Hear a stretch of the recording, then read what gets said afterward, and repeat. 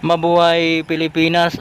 Nandito ako ngayon sa Mall of Asia dito sa Seaside, Pasay City, Philippines. Yan po, ito po ang ating mga makikita po kapag nandito po tayo. Yan. Ang oras po alas 6 na po ng umaga, siguro alas 6:10 na po. Dahil alas 6 ako nag-out sa aking trabaho at nandito lang po ito sa likod ng aking trabaho na pinag-dutyhan po. Dito ako nagpa-day of labor ng 3 araw dito sa Mall of Asia. Yan, at ito po, namasyal na po ako dito pag out ko po dahil 3 araw lang ako nagre-labor po dito, nagpa-day of labor. Pinasyalan ko na rin po ang seaside ng Mall of Asia. Talaga namang napakaganda, lalong lalo na itong yate po. At hindi naman ako totally nakakakita ng mga yate, kundi dito lang po sa Mall of Asia.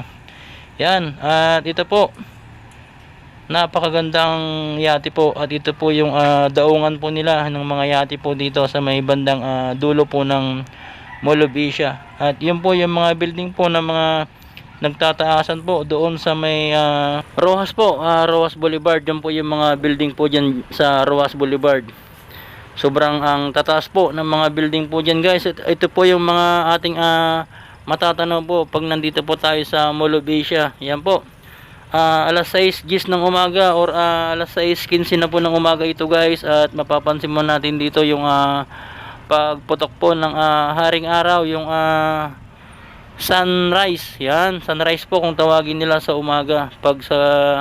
Paglubog naman sa hapon sunset. Yan, ito po yung sunrise po sa umaga dito sa Mall of Asia.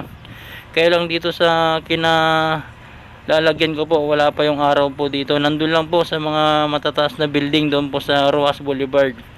Yan, maganda po dito mamasyal, guys, pag umaga. At marami kang makikita na ating mga kababayan po dito. Yan, ito na po yung ginagawa po, guys, sa dagat. Parang tinatambakan na po nila. Yan, tinatambakan po, parang hinaharangan na po yung tubig. Siguro gagawin din itong building po, kung ano po yung gagawin nila dito. At yan naman po yung ating mga kababayan papunta na po ng ibang bansa po. Yan, mag-ingat po kayo lahat dyan sa sa ibang bansa po, Amerika, dyan sa may Dubai. Yan po, sa mga Southeast Asia po ng mga kababayan po natin, mag-ingat po lahat kayo dyan, guys. At malayo po kayo dito sa Pilipinas. Yan po, ito na po yung mga tinatambakan po nila, guys. Ito po yung ating mga makikita po dito sa Mall of Asia. Yan, ang gandang pagmasdan po at panoorin itong mga barko po dito or bangka po. Yan, yung mga barko po, may mga ilaw pa po sila, guys. Hindi pa nila pinapatay yung mga ilaw nila. Yan, ito po yung ating makikita, mga bikers po nandito, yung mga nag-exercise, nagja-jogging. At si Lola po nandun, nag-i-enjoy po sa mga tanawin, nagre-relax po dito sa Mall of Asia, dito sa Seaside. Yan, ito po yung ating makikita, guys. Napakagaan ng pakiramdam kapag nakakapunta ka sa mga iba't ibang mga tourist attraction po dito, lalong lalo na itong gilid po ng dagat. Kasi dito sa Metro Manila, ang pinakamalapit lang po na dagat ay ito po, yung Mall of Asia. Yung mga Dolomite po, ito lang po yung mga malalapit po na dagat dito. Yan, at sobrang napakaganda naman talaga ang mga tanawin po sa dagat. Yan po, ito rin po yung mga punong kahoy po dito na ating makikita. Yan, grabe, ang ganda po. At yung mga bato po dito sa gilid, ganun pa rin po, may mga bato pa rin po dito na mga malalaki. Siya po yung naghaharang sa mga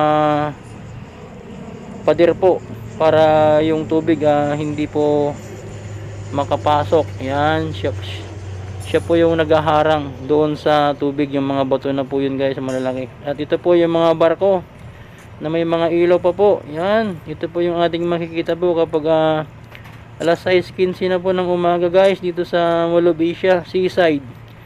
Yun, yan po, ang daming mga bikers po dito na mga nagpapahinga. At dito po sa isang kalsada po dito sa Mall of Asia, dito po sa loob, meron pong isang lane po ng mga bikers. Ang dami po nila. Sana mapunta nyo rin po ito guys, at makita nyo rin po yung mga bikers po dito sa Molobisha. Sobrang ang dami po nila kapag umaga. Yan po yung ating makikita guys dito sa Molobisha, mga naglalakihang mga bato po na pangharang po. Yan, para hindi makapasok po yung tubig. Yan na po yung ginagawa nilang lupa. Yung lupa po, yan yung lupa na hinaharang po nila para hindi na po makapunta yung tubig, at siguro gagawin po nila itong mga building po or daanan, at kung ano pa man guys, basta tinatambakan po nila mga nyug po. Grabe yung mga nyug po dito, ang gaganda po nila guys. Yan, kaya wow, amazing din po ang makapunta sa mga ganitong lugar, lalo na yung sunrise po, pagputok po ng haring araw. Yun po yung inabangan ko dito. Kaya lang po yung haring araw natin parang natatakpan po siya ng ulap. Yan, parang may low pressure po noon dito. Kaya sa part lang po na yan may sunrise po. Yan yung mga building na po na yan. Pero pag dito po sa kinatatoyan ko, wala po. Kaya medyo madilim po yung karagatan. Yan po. Kung mapapansin po natin si Lola, nandito po, nag-i-enjoy po sa pagtanaw po sa mga barko po dito at tanawin dito sa Molobisha. Maraming salamat guys sa panonood. Yan, subscribe na po yung mga hindi pa nakasubscribe. Mabuhay Pilipinas!